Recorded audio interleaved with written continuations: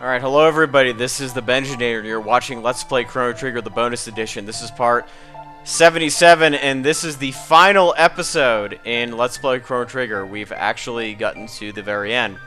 So what I wanted to do in this video is actually show you guys a little bit about the extras mode that's available in the PlayStation 1 edition of this game.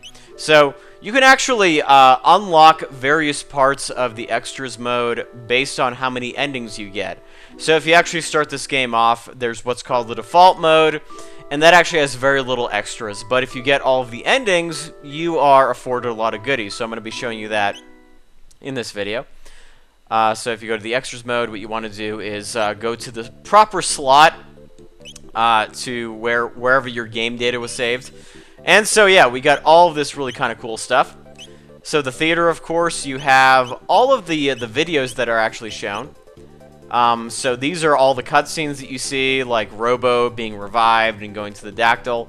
There's a couple of extra ones that you'll actually see too if you decide to watch or decide to unlock all the endings, because there's the main ending, but there's also another one that involves Frog kind of fighting in kind of the sequel to Chrono Trigger, which is actually kind of cool.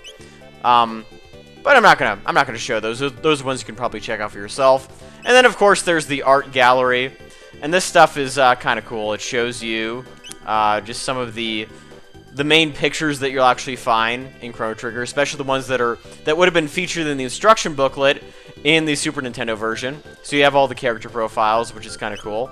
And just kind of go through here. Yeah, there's Robo, there's Frog, there's Ayla, and there's our friend Magus, badass as he is. And then you have all these scenes kind of from various cutscenes, which are kind of cool. Just the still frames, which is kind of nice. So, not too bad. Anyway, there's a little bit of that. Let me just try to finish this up. Yeah, I got a couple thumbs up. I definitely do kind of like the old style anime of this game. It's kind of refreshing. And so, there you go.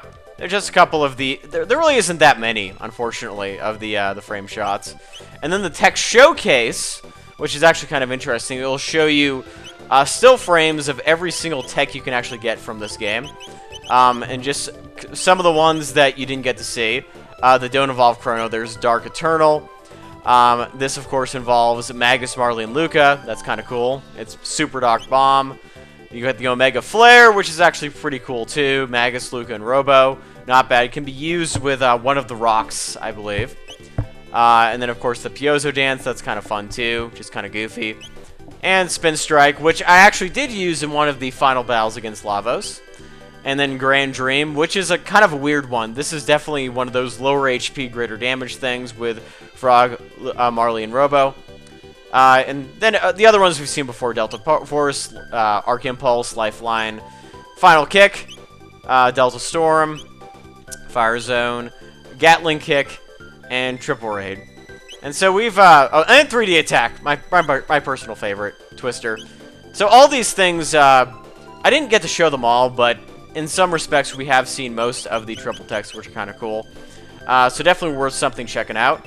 And then, of course, you have the music box, which makes you play any theme from the game, which is pretty nice. Nowadays, of course, it's not really necessary since you have YouTube videos and easy MP3 downloads and things like that. But, you know, in the game, there's kind of this nice little part to it. You get to play the awesome Boss Battle 2 music whenever you want, so that's kind of cool. And, let's see, what else is there? Oh, whoops. Did not mean to do that. I should have hit the the circle button. But yeah. Anyway, so there's a couple more extras that are worth showing off in this game. Definitely cool things. So yeah, there we go. Extras. And once again, whenever you want to access this, just go to whatever the slot is. And as you can hear, they've actually got some extra music tracks too. One thing that actually is kind of cool too is that you have the monster data, which shows you all the various monsters from the various regions, and you can see their... Let me just go back to that for a second. You can see their weak points, you can see what it cancels, and, of course, it tells you, too, what the techs are. It can tell you what kind of techniques you can expect from these particular enemies. And then, of course, there's the bosses, too, which is kind of cool, too. It tells you what the stats are. It tells you the tech list, but it also tells you a general strategy on how to beat this boss. So this, this works for just about anybody. I mean, Yakura's pretty easy, but of course, with somebody like Lavos, I'll tell you, of course, that the right bit is actually the core, and you got to kill the left bit and all that sort of thing. We've dealt with him before. So, and then this one is actually kind of interesting. These endings. This will tell you how to get every ending, but the key thing is that this information is not revealed until you've actually gotten the endings. And right now, it actually tells you something pretty useful. It'll tell you, like, for example, for ending number 8.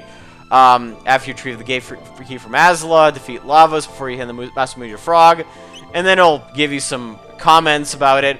But none of this stuff is actually available until you get all the endings. So unfortunately, this knowledge is completely lost to you until you've actually already done all this stuff. So it's kind of moot.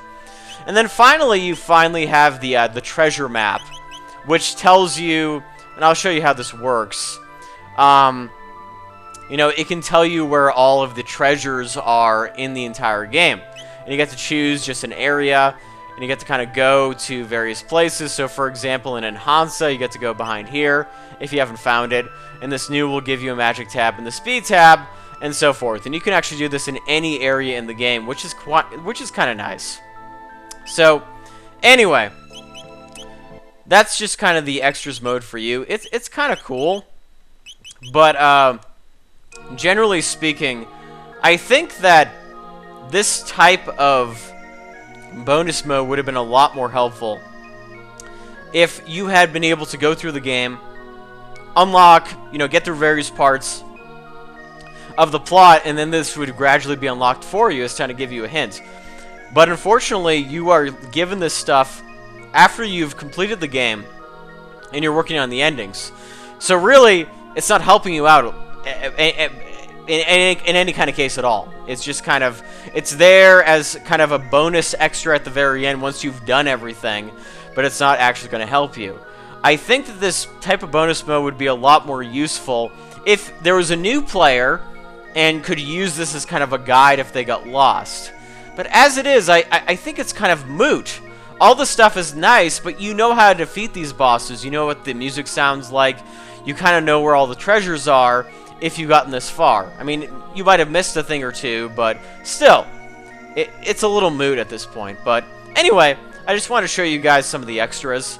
And so we have, and I'm just going to end this on a more, I guess a more epic note right here. I'm going to play the finale of this game, of course. There we go. Outskirts of Time. So this, of course, is the final theme ending the game. So, we've played through Chrono Trigger. We've gotten all the endings. You've seen all the extras. There's a few things that I left out, I think. I mean, obviously, I didn't get a 2011-10 score with Johnny or whatever. And unfortunately, I didn't get to do the tech show, but I think the section in this game that does it speaks for itself. The extras will show you all the text that you need.